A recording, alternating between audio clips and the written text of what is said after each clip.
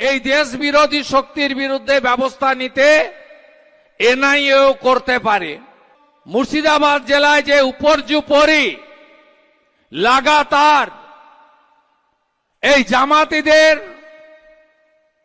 আন্দোলনের নামে হিন্দুদের উপর অত্যাচার, এর বিরুদ্ধে হাইকোর্ট কঠিন এবং কঠোর ব্যবস্থা নিয়েছেন।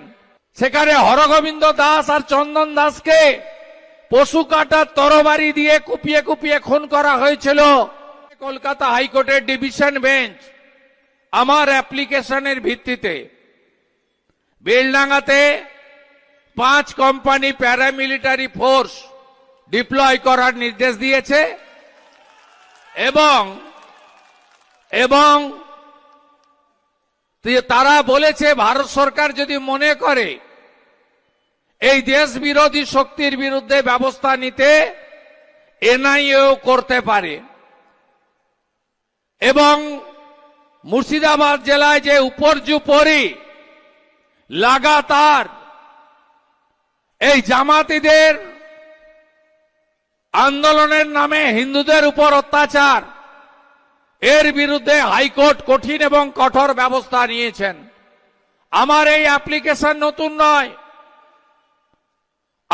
আপনারা জানেন 2024 সালের শেষের দিকে আমাদের ধুলিয়ান এবং শামসেরগঞ্জে যে নারকীয় বর্বরোচিত ঘটনা ঘটেছিল এবং 47 সালের পরে আমরা আরেকবার হিন্দু পলায়ন দেখেছিলাম। লজ্জা রাখার জায়গা নেই। ধুলিয়ান শামসেরগঞ্জে 16 থেকে 20% হিন্দু থাকে। সেখানে হরগোবিন্দ দাস আর চন্দন দাসকে পশু কাটার তরবারি দিয়ে কুপিয়ে কুপিয়ে খুন করা হয়েছিল। আমি ছুটির দিন মহামান্য আদালতে ছুটে গেছিলাম। আদালত কোর্ট খুলে 17 কোম্পানি প্যারামিলিটারি ফোর্স দিয়ে এখনো সেখানে সেন্ট্রাল ফোর্স আছে, হিন্দুরা বেঁচে আছে। এরপরেও হিন্দুরা কেন আপনারা মমতা ব্যানার্জিকে বা তৃণমূলকে সমর্থন করেন? কেউ থাকবে না। এই মহিলার নেতৃত্বে যে সরকারটা এই রাজ্যে চলছে গোটা প্রশাসনকে জামাতিকরণ করে দিয়েছে, পুলিশকে জামাতিকরণ করে দিয়েছে। পুলিশ টেবিলের তলায় ঢুকবে, শাটার নামিয়ে দেবে, বিএসএফ গিয়ে উদ্ধার করবে।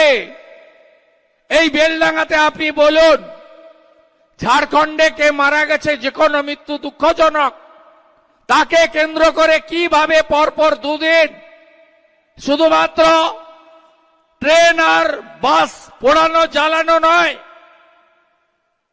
অবৈধ পথ অবরোধ নয়, সেখানে একজন হিন্দু হোটেল প্রসাদ বলে, কালকে আমি তাকে ফোন করেছি, টেলিফোনে কথা হয়েছে, পাশে থাকার অঙ্গীকার করেছে। একজন হিন্দু আর একজন বিপদগ্রস্ত হিন্দুর পাশে দাঁড়ানো আমাদের কর্তব্য, রাজনীতির বাইরে কর্তব্য। আমরা আজকে তাকে তার দোকানটা ভেঙে হোটেল পর্যন্ত ভেঙেছে, আর প্রত্যেক দিন ধরে পিটিয়েছে সাংবাদিকদের। শুধু যারা প্রতিবাদী চ্যানেল তারা নয়, মমতা ব্যানার্জি ঢোল যারা বাজান সারাদিন ধরে, পিসি পিসি পিসি, তাদেরকেও ধরে ধরে পিটিয়েছে। আমি চ্যানেলগুলোর আর নাম বলতে চাই না, মহিলা সাংবাদিকও আছে। তাই এই জিনিস বন্ধ হওয়া দরকার।